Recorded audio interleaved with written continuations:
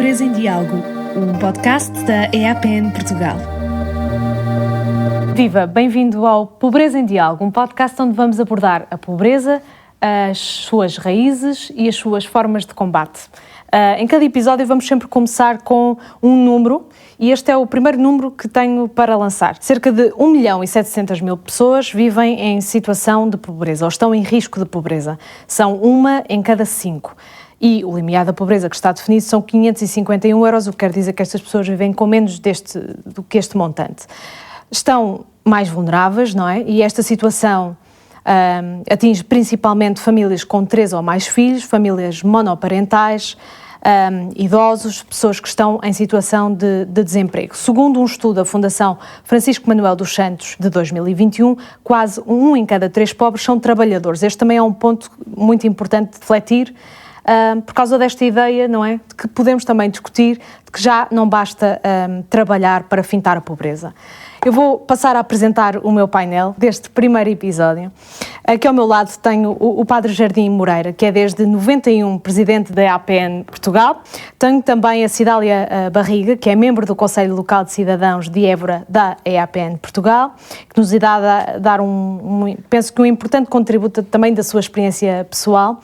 E, por fim, a Elizabeth Santos, que vem do Observatório Nacional da Luta contra a Pobreza, para nos ajudar aqui a desmistificar os números, que é sempre importante. Padre Jardim, se calhar vou começar por si, perguntando-lhe o que é que retira destes 30 anos de experiência nesta área, como é que está a evoluir a pobreza em Portugal?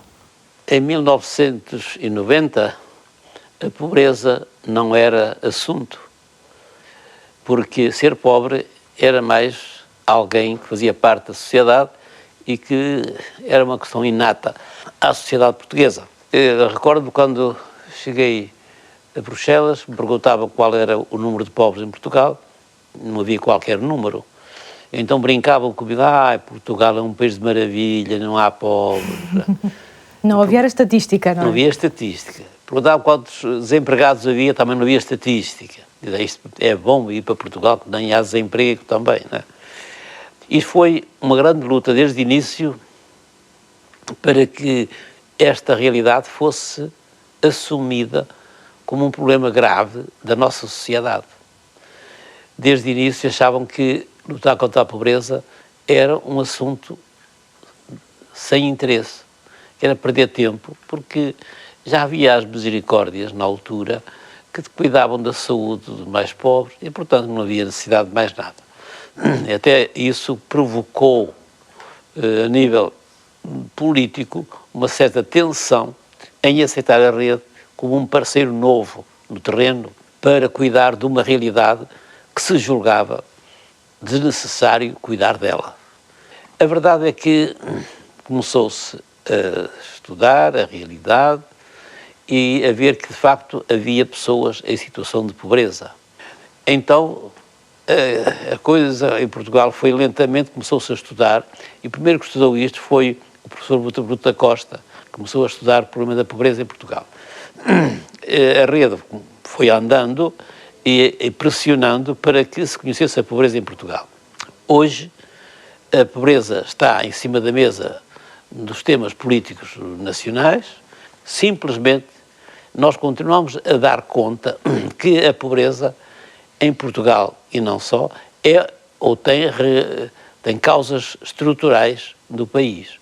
E, portanto, como politicamente, desde 25 de Abril, não houve mudanças estruturais, quer na vida política e governativa, quer dizer que temos conhecimentos, temos diagnóstico, temos todo um trabalho muito pormenorizado do conhecimento da realidade, mas as causas permanecem.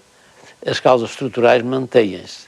E este é o contexto atual, é esta luta, que é um sofrimento de quem está com esta matéria, de lutar contra uma estrutura que teima em não mudar.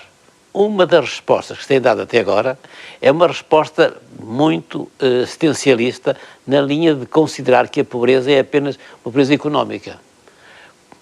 Desta forma, ignora o que é um ser humano, o que é uma pessoa.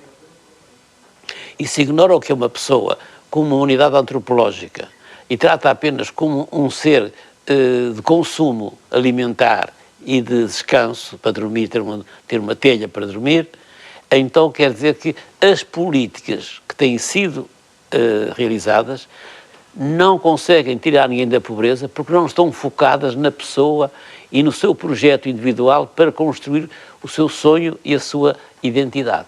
Então, esta desfocagem acho que é desastrosa e que leva a que vivamos ao fim destes 30 anos esta decepção de termos gasto milhares e milhões de euros na pobreza e mantemos a pobreza e não a resolvemos. Se calhar não estamos a ir aos pontos certos para... Aos pontos que são mais que um. A pobreza tem causas pluridimensionais. Já vai apontar quais é que são as causas, permita-me só então dirigir-me à Elizabeth, que nos vai tentar desmistificar os números. Isto é muito importante, porque falarmos de 1 em 5 pessoas, de 20%, 25%, 20% é impactante, mas o que é que isto significa propriamente andarmos há décadas a ter mais coisa, menos coisa, este número de pobres em Portugal? A pobreza tem consequências na vida de quem vive e tem consequências não só individuais, mas também tem consequências coletivas.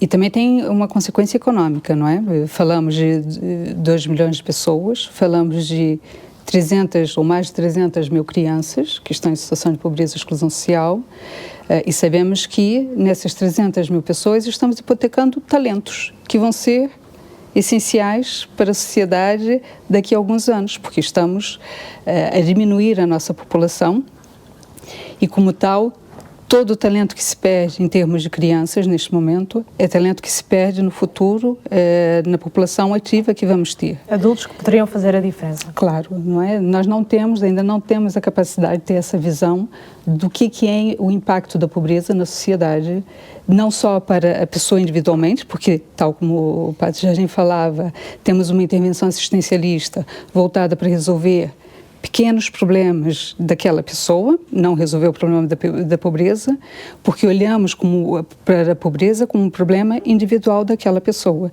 e não como um problema da sociedade e que tem impacto em toda a sociedade, no funcionamento da sociedade.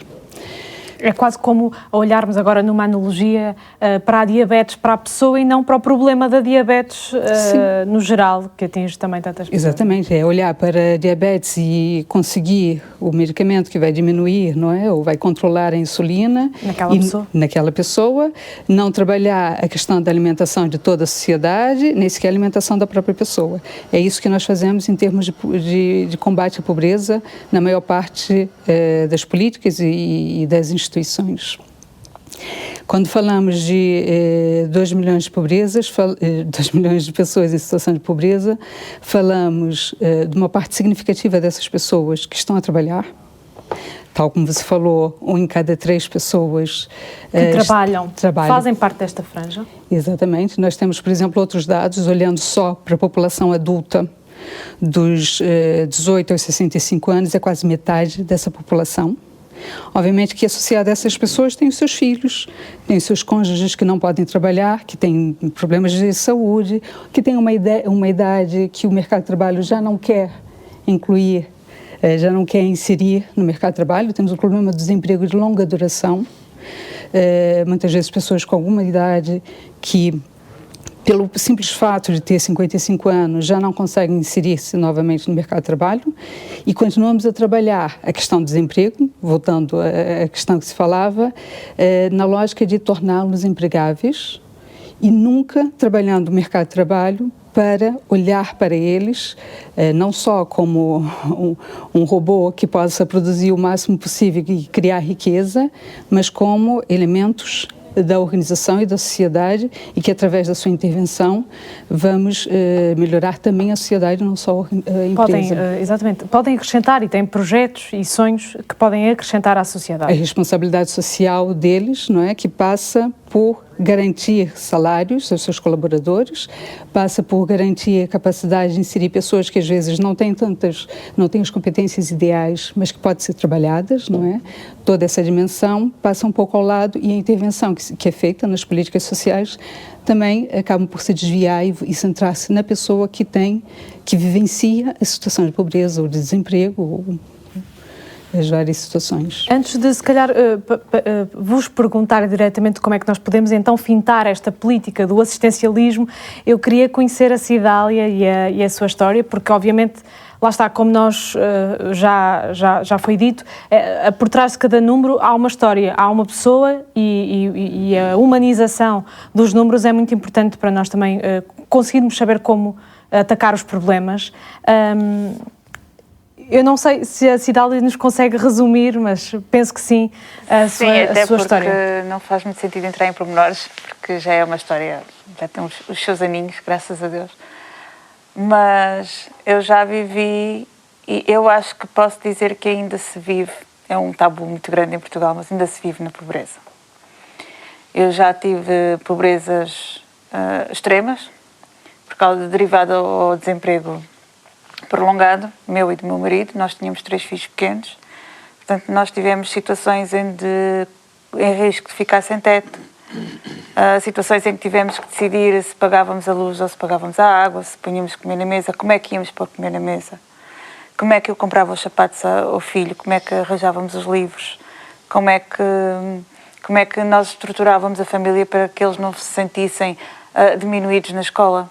E uma das estratégias que utilizei foi essa mesmo, foi de dizer aos miúdos, explicar o que é pobreza.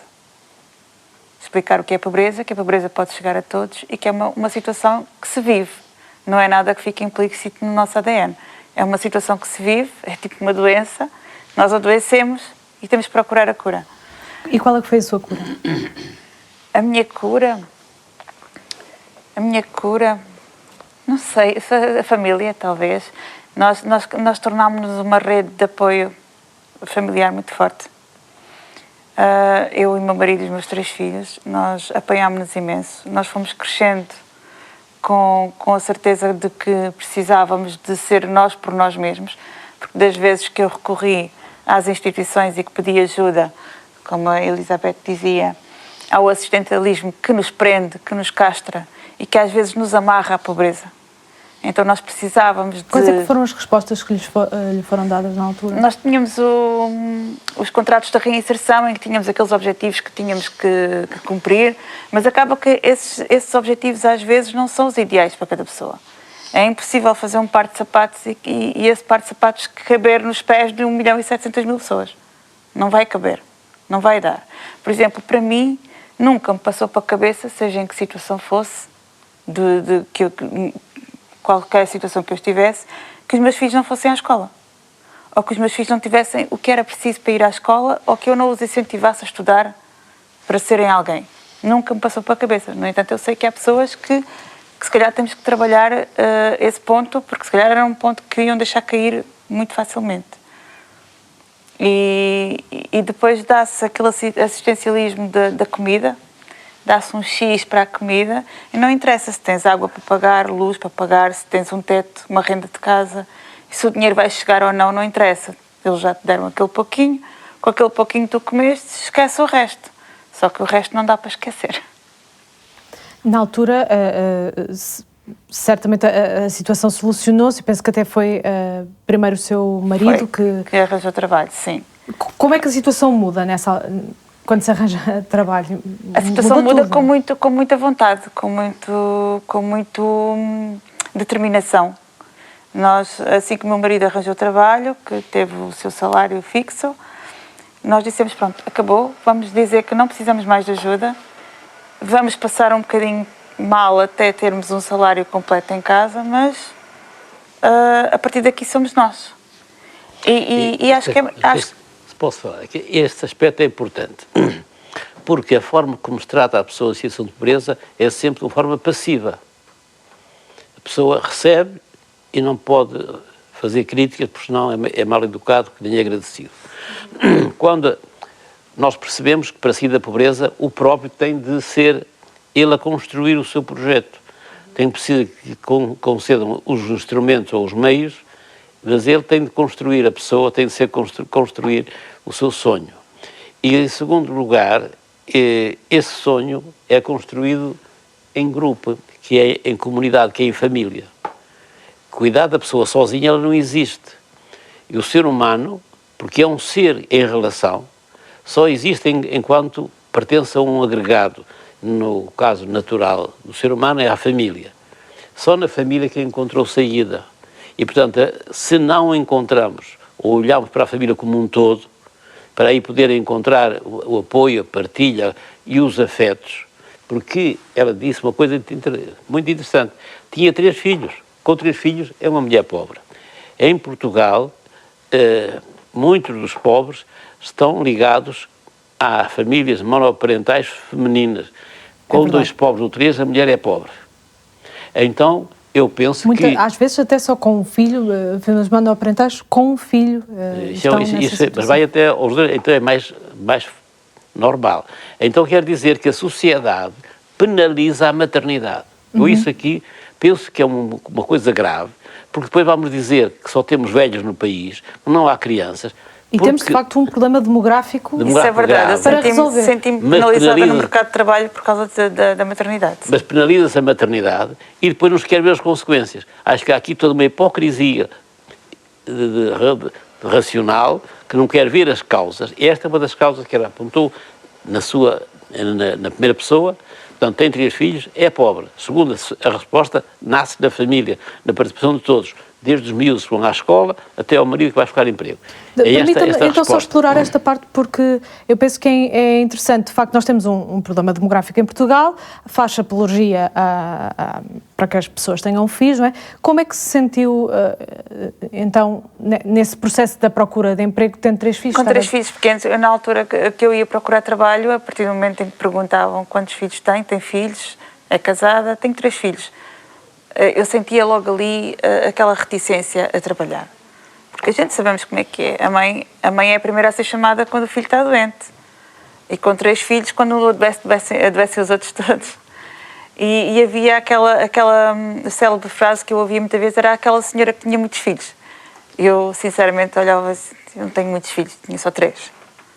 Mas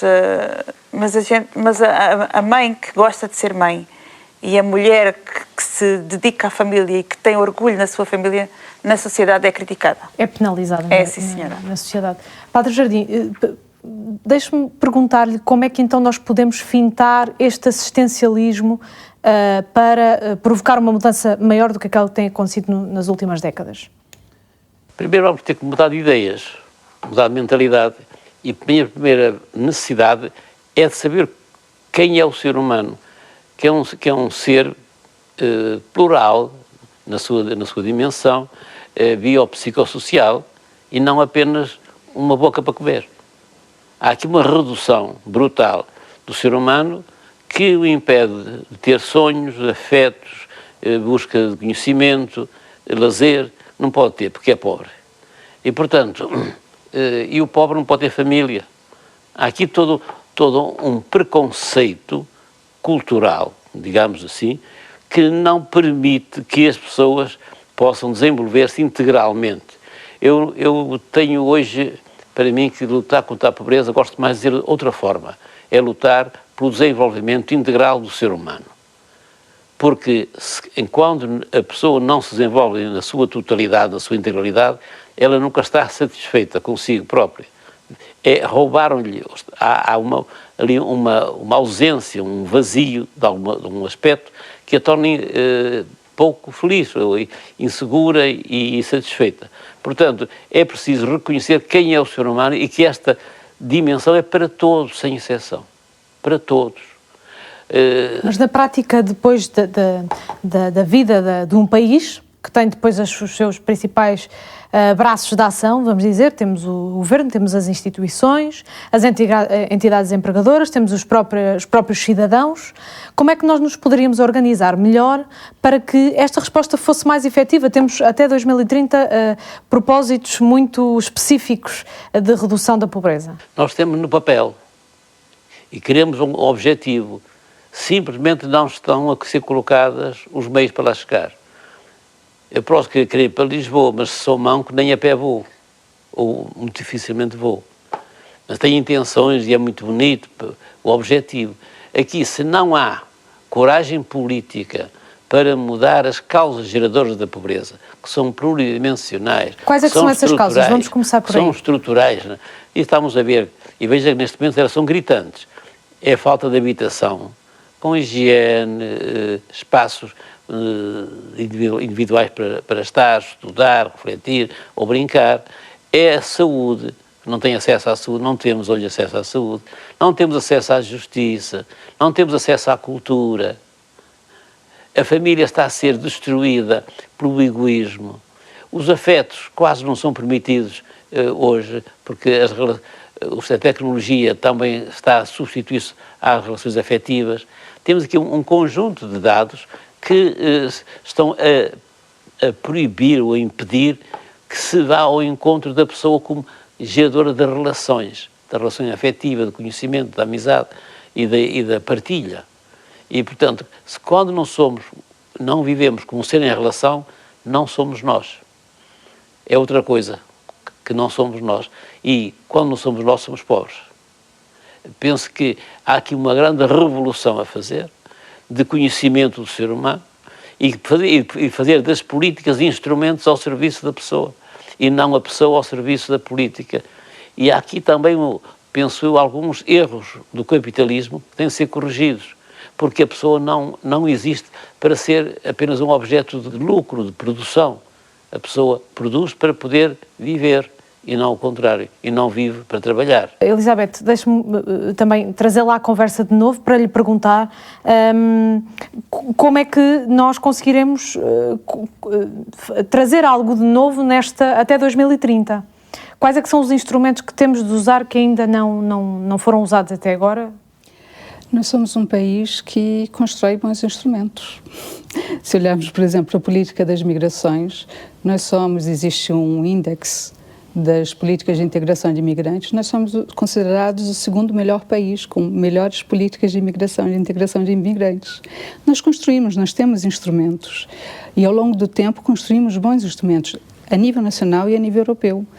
Temos o triângulo da inclusão ativa, temos aquilo que é a origem do rendimento social, do rendimento mínimo garantido, temos agora uma estratégia, temos o pilar europeu dos direitos sociais.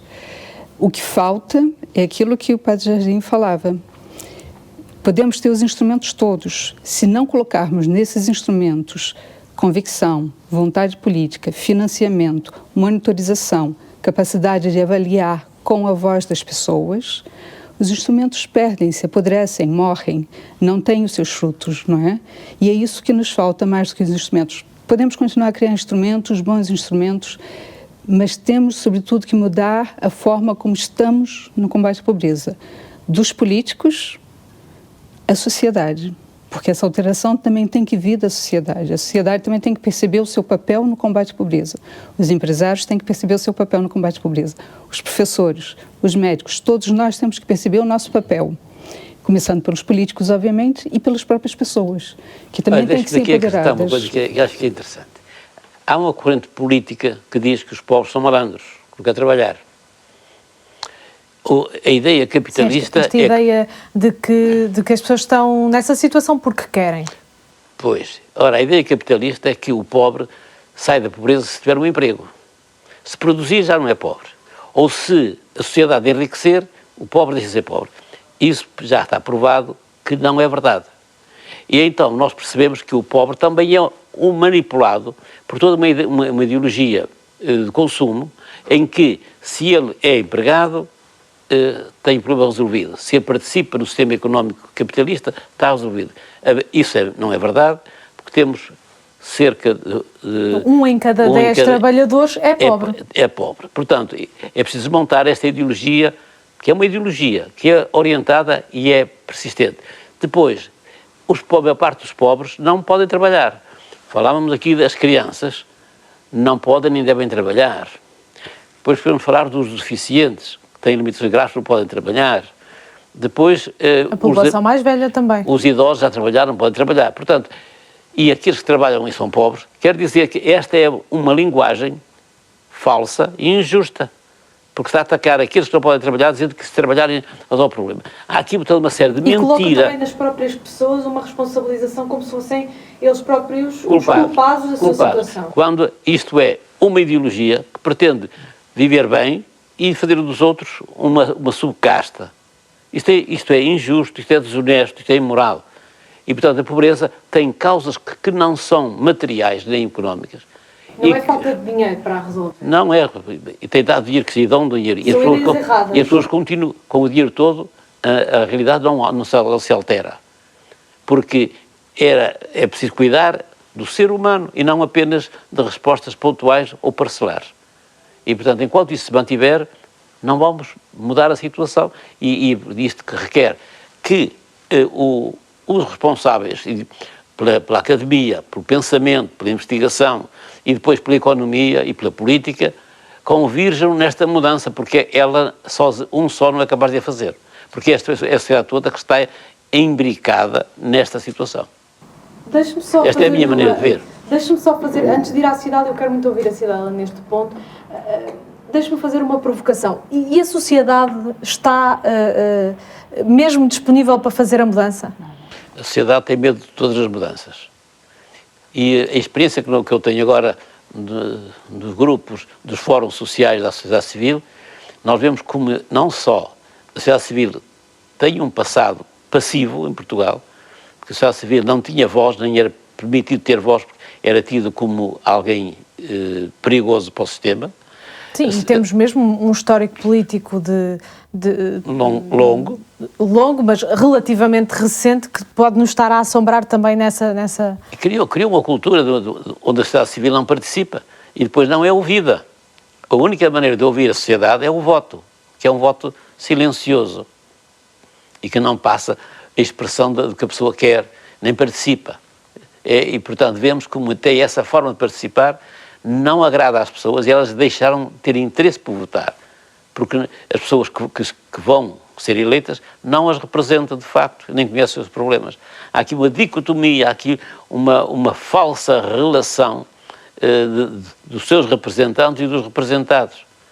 E, portanto, há aqui todo um conjunto que é sistémico e que não se resolve com 90 euros, 200 euros, não chega, porque não muda nada, mantém tudo ao fim do mês. Cidália, não só porque já passou por um momento menos bom, mas também na sua participação neste momento, que colabora com a Rede Europeia Antipobreza, tem um papel ativo neste combate. O que é que vê à sua volta e qual é que pode ser o papel também de cada um de nós, do cidadão, o papel ativo para fazer a mudança? A mudança passa principalmente pela mudança de mentalidades. Nós estamos muito formatados. Ou seja, a população portuguesa está muito formatada tem trabalho, ganha o seu dinheiro, paga as suas contas, não é pobre. É. A pessoa que chega ao dia 5, 6, 7, 8, 9 e não tem dinheiro do seu salário, é uma pessoa pobre.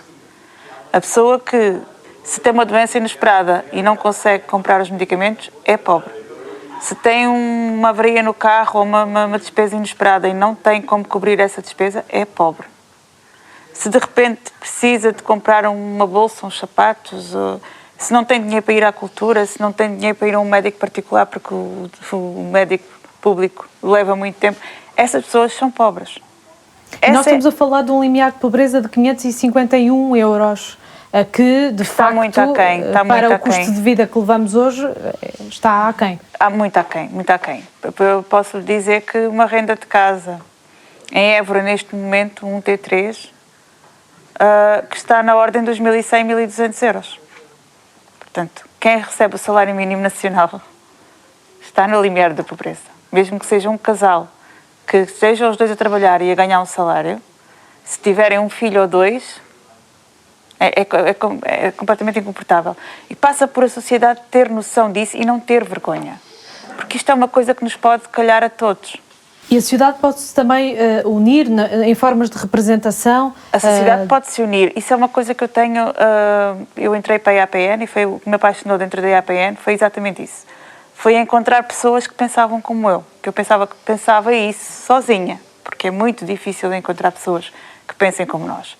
Que pensem que temos que nos juntar, que temos que falar, que temos que partilhar, que temos que partilhar estratégias. Olha, eu também passei por esta situação e saí dela desta forma. A outra pessoa... E esta partilha, esta vontade de mudar e às vezes sermos protagonistas e dizermos eu passei por isto e não ter vergonha de dizer que eu tive esta dificuldade na minha vida ou eu tive aquela. Não há duas vivências iguais, cada pessoa é diferente e cada pessoa vive as situações de formas diferentes. Mas há estratégias que podem resultar e às vezes a gente saber que aquela pessoa passou daquela maneira, então eu vou tentar desta, pode ser que eu consiga. E isso fortalece-nos. Este é o princípio da subsidiariedade, que, de modo geral, entre nós não é levado a sério. Portanto, é de dar a possibilidade e o espaço para que as pessoas resolvam aquilo que são capazes de resolver e conforme as suas necessidades e conforme os seus anseios.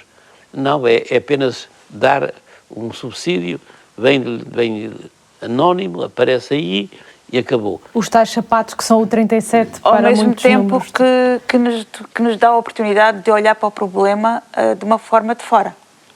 Porque às vezes as pessoas, quando estão a viver o seu problema, e a mim aconteceu-me isso, eu viver um problema de uma forma, porque estava a vivê-lo, porque estava a senti-lo, que estava a ser impactada por ele, e depois, quando ele passou, alguém próximo a mim passou uma situação parecida e eu já conseguia ver o problema de uma forma diferente.